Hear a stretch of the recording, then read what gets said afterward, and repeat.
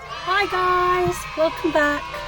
For those of you that don't know me, my name is Ellie. I'm 27 years old and I work as a cook on a boat, but most recently I have had a tummy tuck about 4 months ago. Fucking hell, my voice. I had a tummy tuck about 4 months ago and I've been documenting my journey of recovery. So yeah, join me for the ride. If you're thinking about having a tummy tuck, watch my videos. If you've had a tummy tuck, watch my videos. If you just like my beautiful shining light of a personality, definitely watch my videos and subscribe and like, because it's true. So today I thought I would do something a little bit different. I'm 4 months post-op now, and I thought what would be useful to a lot of my followers and a lot of new people coming and finding out, you know, things to expect before a tummy tuck, I thought, why not make a video of all the things I wish I fucking knew about having a tummy tuck before I had a tummy tuck.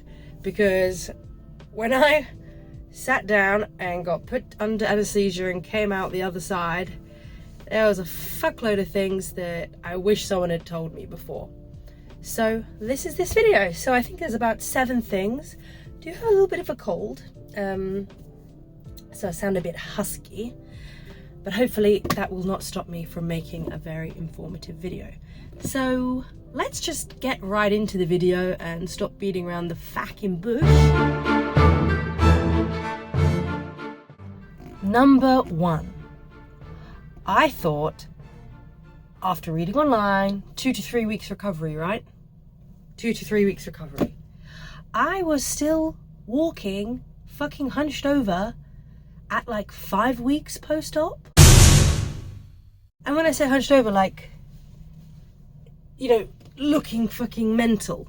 I was hunched for 5 to 6 weeks. I went back to work after 3 weeks, bearing in mind I lived in another country, so I flew back to my boat, and it was far too early, because I had to fucking carry a backpack on my back and go to an airport, and I literally thought I was just going to ruin my tummy tuck because I felt so fragile and so shitty still. Like, the recovery was a lot longer than I thought. Everyone's timeline is different. Some people are standing up like a week later.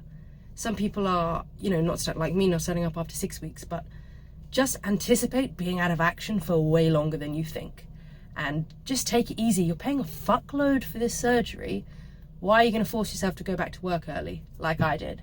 It was a bad move and I felt quite bad for it. 1 more week at home with my parents and I would have felt way better going to work. So yes, tip number 1, and what I wish I knew. Make sure to give yourself some fucking good time off. Okay, so this is quite a good one, I think. I think my number 2 of what I wish I knew before I got a tummy tuck is that complications and things going wrong after your tummy tuck are way more common than having a perfect drama-free tummy tuck. I thought, because I'm young, I'm cute, no, I'm joking. Because I'm young and, you know, I paid for a really fucking good surgeon, I'm not going to have any problems whatsoever. That was not true. I had like a hole open up in my incision, and quite far post-op, like 4 weeks post-op, and I was already back at work and at sea. Like, I couldn't get anyone to help me. Little hole opens up and it looks like a whitehead, and then it like pops, and I'm putting pressure on my stomach, like near where it is, and so much liquid comes out, like 100 milliliters, 50 milliliters, I don't know, like a decent amount of like white liquid comes out, and I'm fucking shitting myself. And that hole is only 4 months post-op. It's only just looking like it's completely closed. So my surgeon said, when I saw him last time, he was like, some people just recover a lot slower than others. So you're gonna have complications and shit's gonna happen. Also, my scar looked super janky, like really bad. I have like, still have like 2 like mini dog ears at the side, and although they'll either just disappear, they're really small, they'll either like disappear, or I don't know, he'll cut them off like eventually. You know, I don't know, I didn't expect that I would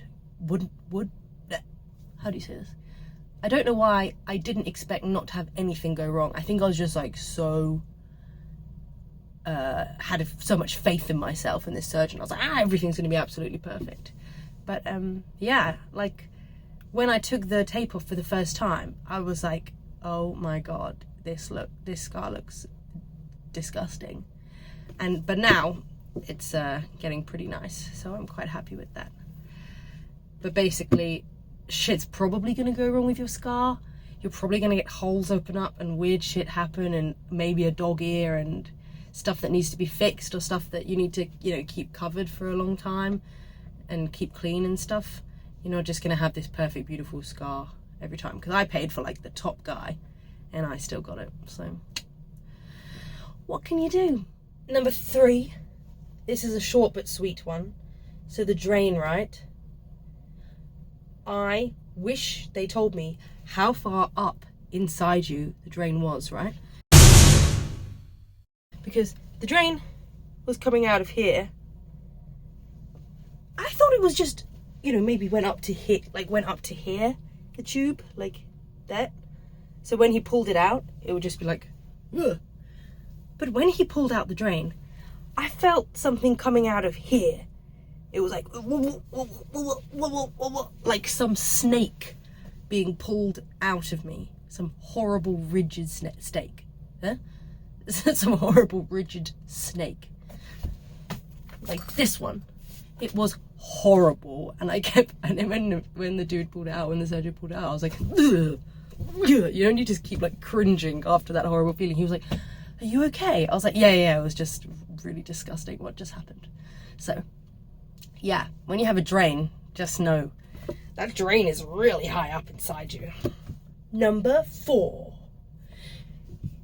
After your surgery, you are going to think probably 10, 20 times that you have fucked up your muscle repair or ripped stitches inside of you or something like that. Because if you sneeze, or, you know, if someone breaks in a car and you go like, ugh, or something, it literally feels every time like the muscle repair has broken. Like you get such a stabbing pain. I remember I got like here, I think I sneezed or I coughed. No, it was from laughing. It was from laughing. What was I laughing at? Oh, my friend had this like toy puppet and he sent me a video, and I don't know why, but it like tickled me so much and I couldn't stop laughing. And then I was like, and then it felt like a boing in my stomach, and I started crying, and I rang the surgeon because I was like, I think I popped my muscle repair. And the surgeon's assistant was like, you didn't. Nobody has ever said that their muscle repair has been popped. Like, none of his patients have ever popped their muscle repair from laughing. Like, now I think back, I was being pretty dramatic, but it really, you know, you get a lot of weird sensations down there. A lot of like spasms, a lot of strange movements, and I mean, it's happening all the time. You can't actually read too much into them because, yeah, it's constant and it just feels super weird, and you're gonna lose a lot of feeling down there as well, and it's just a whole bizarre experience. Number 5, you will be swollen for a very long time, especially if you had lipo as well.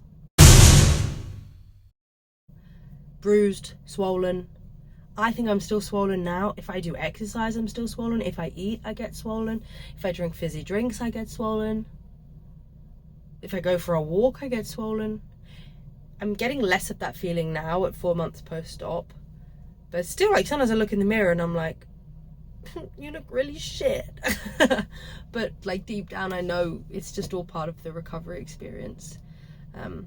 You see a lot of things like people like, don't eat this, don't eat too much sugar, don't eat dairy, don't eat gluten, really don't eat fizzy drinks. Like, fuck, I love fizzy drinks. I'm gonna drink fizzy drinks if I want. I'll just bloat, don't really give a shit. So you're gonna swell, don't get too stressed about it. Also, all these like tummy tuck groups and shit like that, and all this special advice, like, fuck it, it doesn't really matter. You've had the surgery, just eat healthy Like, be conscious of what you eat high protein. Like, you should, if you want to fucking have a nice looking body and you're working out, you want to be eating over 100 grams of protein anyway. So just keep that up, basically. I've kind of gone on a bit of a tangent here, but it does piss me off when people have like really specific things they tell you to do, because you don't need that. You just need to look after your body. If you want to cut weight after, eat in a caloric deficit and eat protein and, you know, work out. I hope that's helpful. This brings me to point number 6 that I just thought of just now. Oh yeah, this whole thing about fucking fajas, I don't know how you say it, and garments. Like, you have to move to a stage 2 garment and then a stage 3 garment. My garment is this, like, if you don't wear your garment, you won't have the shape that you desire really deep down. It's like, doesn't matter. You know, it's not going to alter your body composition. You know, if you normally got an hourglass figure, you're going to fucking have an hourglass figure afterwards. I mean, some, like, shit around you isn't going to change that. The garment is for the swelling. I had one garment the whole time. Well, I had 2. And then when I washed the other one, I wore the other one. And then I went back to the original. And I still wear it, like, sometimes if I go for, like, a long distance run, or I'm doing, like, a heavy leg day. But, to be honest, I haven't used it for, like, a week or 2. But you don't need to spend loads of money on all these fucking garments. Just get one, like... Where is it? Bear with me. It was in front of me all along. This cost me, like, 20 quid. I woke up in it after the surgery. Like, they put me in it. And this is what I've been wearing ever since. And I'm fine. You know, I haven't lost my tummy tuck because I didn't get a faja. I even, you know, I bought into all the fucking faja shit. I ordered like 3 off Amazon. Tried them all on. None of them fit me. Like, and they were so uncomfortable. So I just didn't use them.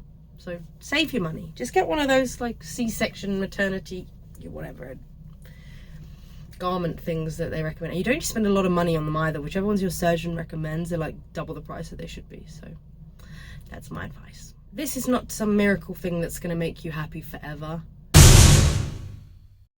because I thought that my whole life was going to change after I had tummy tuck and I'd finally be happy. Not like I was unhappy before, but I was very unhappy with my body.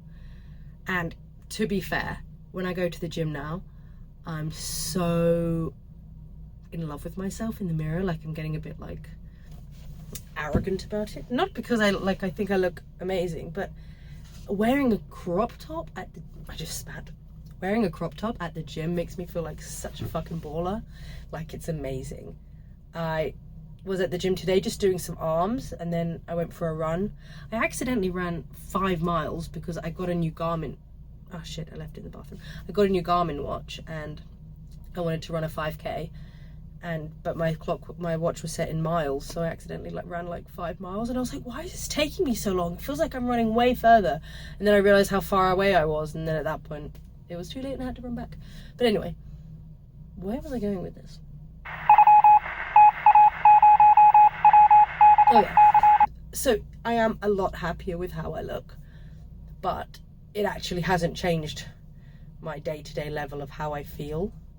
And it's just made me more insecure about, like, the fat that you get, like, here. And, like, I still sometimes look at my stomach and I wish it was slimmer, and I'm like, oh my god, you literally had surgery and liposuction, that you probably just have body dysmorphia.